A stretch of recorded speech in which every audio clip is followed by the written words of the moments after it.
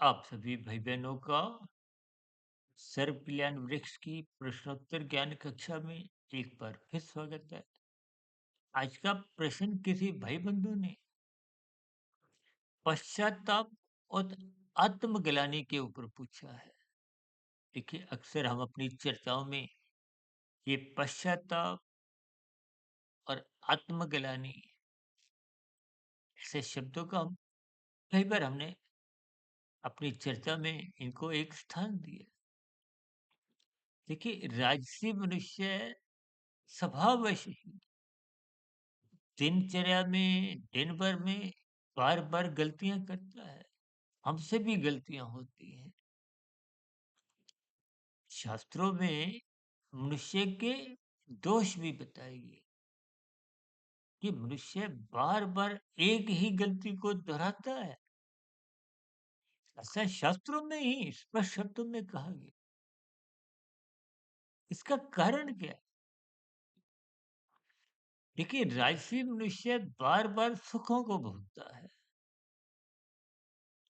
एक सुख होगा, फिर दूसरा, फिर तीसरा, चौथा, पांचवा, 5 भोग्य विषय हैं, तो फिर किसी ना किसी का नंबर आता रहता है। एक सुख निरंतर आपको सुख नहीं देता, उसमें कमजोरी आ जाती है। फिर वो दूसरा सुख भोगता है, फिर दूसरे में भी जब कमजोरी आती है, तो तीसरा सुख भोगता है।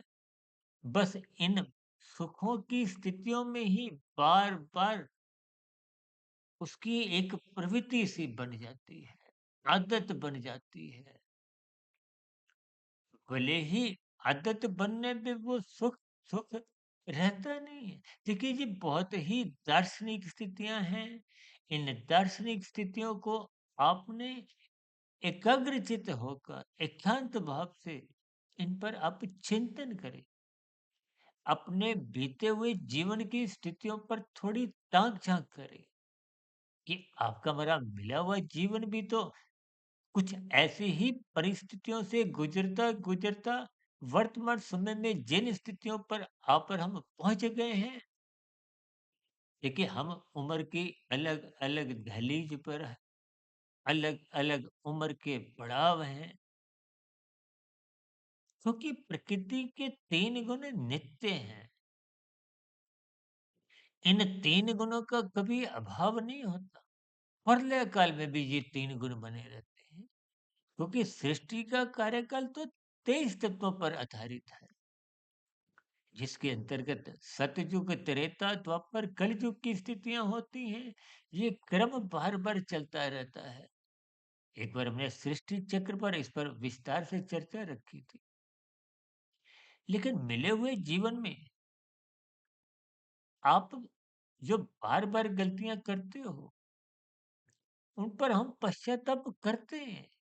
करते इसलिए हैं क्योंकि वो दुख देती है। पश्चाताप मानसिक स्तर पर होने से वो कहीं ना कहीं उन्हें गलती होने से आपको में रोकता है। और यदि आप ऊपरी स्तर पर, इंद्रियों के स्तर पर, शब्दों द्वारा, यानी कि स्थूल शरीर के स्तर पर ही खेद प्रकट कर देते हैं, मात्र कुछ औपचारिकता के स्तर, कभी कभी आप देखते हो ना, राजनीतिक स्तर पर कुछ प्रतिष्ठित लोगों द्वारा कुछ ऐसे शब्द बोल दिए जाते हैं, जिन पर बाद में खेद प्रकट कर दिया जाता है। वो शाब्दिक स्तर की स्थितियां होती हैं। मन बुद्धि के स्तर पर खेद नहीं प्रकट होता। मन बुद्धि के स्तर पर पश्चाताप नहीं होता। देखिए, मन बुद्धि के स्तर पर जब तक पश्चाताप नहीं होगा, तो बुराइयां समाप्त नहीं होगी। ये राजसी स्थितियां, भोगों के प्रति जो जो आप और हम गलतियां करते हैं, जब उनके दुख आते हैं, तो आपको में पश्चाताप होता है। लेकिन कुछ ऐसी स्थितियां होती हैं जिन पर मनुष्य को पश्चाताप से भी गहरी स्थिति आत्मग्लानि होती है। ये आत्मग्लानि का बोध तब तक नहीं होता जब तक मनुष्य में भीतर में सात्विक स्थितियां, धर्म की स्थितियां मजबूत नहीं होती। देखिए, राजसी स्थितियों में आप और हम पश्चाताप करते रहते हैं। कहीं शाब्दिक स्तर पर, कहीं मन बुद्धि के स्तर पर। मन बुद्धि के स्तर पर पश्चाताप होने से पुनरावृत्ति गलतियों की होने की गुंजाइश कम रहती है। शाब्दिक स्तर पर ही यदि आप और हम खेद प्रकट करते हैं, तो गलतियां बार-बार पुनरावृत्ति करवाती हैं। ये सभी स्थितियां देखिए साधारण स्तर पर समझ नहीं आती। हम बार-बार कहते हैं, स्थूल शरीर, सूक्ष्म शरीर, कारण शरीर की स्थितियों को समझो। अक्सर मनुष्य स्थूल शरीर को ही महत्व देता है। स्थूल शरीर को महत्व देने के कारण ही मनुष्य कानून का उल्लंघन करता है। स्थूल शरीर को अधिक महत्व देने का अभिप्राय, वहाँ पर हम सुखों को अधिक महत्व देते हैं, सुख सुविधा के साधनों को अधिक महत्व देते हैं, संसारी उपाधियों को, उपलब्धियों को अधिक महत्व देते हैं। फिर ऐसी स्थितियों में राशि मनुष्यों की साथ उठना बैठना मनुष्य का अधिक बना रहता है, तो फिर वो रजोगुण की ही प्रशंसा करता है, जबकि शास्त्र बार बार कहते हैं प्रशंसा सत्वगुण की करो। आज मनुष्य ज्ञान के प्रति, सत्संग के प्रति आंखें मूंद चुका है। आंखें मूंदने के कारण ही उसमें पश्चाताप की स्थितियां, मात्र खेद तक ही शाब्दिक स्तर पर, स्थूल शरीर के स्तर पर ही होती हैं, तो फिर बार-बार गलतियां आपके हमारे जीवन में निरंतर बनी रहती हैं। कुछ दिन पहले हमने एक ब्रह्म मुहूर्त ज्ञान उपदेश कक्षा में भूल भुलैया के ऊपर भी कुछ ऐसा ही विषय पर चर्चा रखी थी। इसलिए जितनी जितनी आपकी सात्विक स्थिति मजबूत होगी, तो ये पश्चाताप से फिर आत्मग्लानि की स्थितियां जब हो जाती हैं, तो फिर गलती पुनः अपने आप कभी भी दोहराई नहीं जाती, क्योंकि आत्मग्लानि हुई है। आत्मग्लानि का अभिप्राय कार्य शरीर के स्तर पर वो अब ऐसी संस्कार की एक वृत्ति बन जाती है कि मनुष्य दूर दूर तक उस गलती को कभी भी दोहराता नहीं। उसी स्थिति में ही मनुष्य का सुधार होता है, धर्म मजबूत होता है, शुभ संस्कार बनते हैं। तो शुभ संस्कार ही आत्मा के जो ज्ञान को, देखिए आत्मा का ज्ञान कभी समाप्त नहीं होता। जिसको संसारी भाषा में क्या कहा जाता है कि आत्मा मरती नहीं। आत्मा तो ज्ञान स्वरूप एक सत्ता है, ज्ञान बना रहता है। अब देखिए मेरे पीछे जो बल्ब ट्यूब जल रहे हैं, इसके ऊपर काला कागज लगाओ तो अंधकार में स्थिति बन जाती है, वो तामसी स्थिति है। पीला नीला हरा कागज लगाओगे तो कुछ धुंधला प्रकाश रहता है, वो राजसी स्थितियां हैं। दोनों ही स्थितियों में पीछे का प्रकाश तो बना हुआ था। यानी कि आप जब काला कागज हटाओ, जब पीला नीला हरा कागज हटाओ, तो पहले से ही प्रकाश था। यानी कि आपने बुराइयां समाप्त करनी है, बुरे संस्कार दग्ध बीज करने हैं। शास्त्रों में दग्ध बीज शब्द आया है। दग्ध बीज का अभिप्राय, जब बीज जल जाता है तो उसमें अंकुरन नहीं होता। अंकुरन का मतलब मन बुद्धि के विचारों से है, फुर्नों से है। यदि विचार नहीं आएगा, तो फिर इंद्रियों के स्तर पर वो फिर कर्म, यानी कि वो पाप कर्म दोबारा नहीं होता।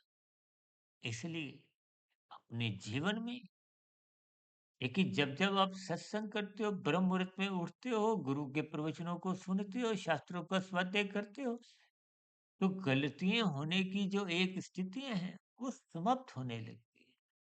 फिर भी यदि कभी कोई गलती दिन में राजसी स्थितियों में हो जाती है, तो मनुष्य उस पर, उसको आत्मग्लानि होती है। आत्मग्लानि होने पर उस गलती की फिर कभी पुनरावृत्ति नहीं होती। पश्चाताप होने पे पुनरावृत्ति होने की संभावनाओं से इनकार नहीं किया जाता। और यदि इंद्रियों के स्तर पर मात्र खेद प्रकट करने की स्थितियां हैं, तो बार बार गलतियां होती रहती हैं।